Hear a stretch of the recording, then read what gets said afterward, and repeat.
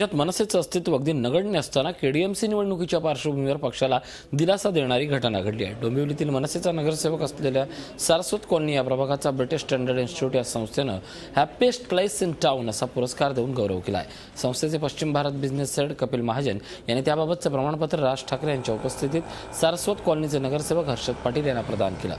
British standard institute ही ISO 9001 ही प्रमाण ठरवणारी पहिली संस्था आहे।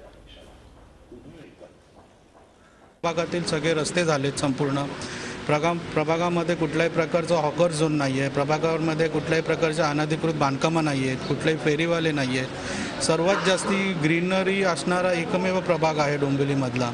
अशा बऱ्याचशा गोष्टी आणि संपूर्ण स्वच्छ आणि सुंदर असा प्रभाग आहे। जास्तीत जास्त वेळ पाणी असतं या प्रभागामध्ये। या सगळ्या गोष्टी आढळल्यानंतर त्यांनी या प्रभागाचं ऑडिट करून त्यानंतर हे सर्टिफिकेशन त्यांनी दिलेलं आहे। नो स्लम झोन आहे, नो हॉकर झोन आहे, अशा चांगल्या गोष्टी त्यांच्या वॉर्डामध्ये बघायला मिळाल्या।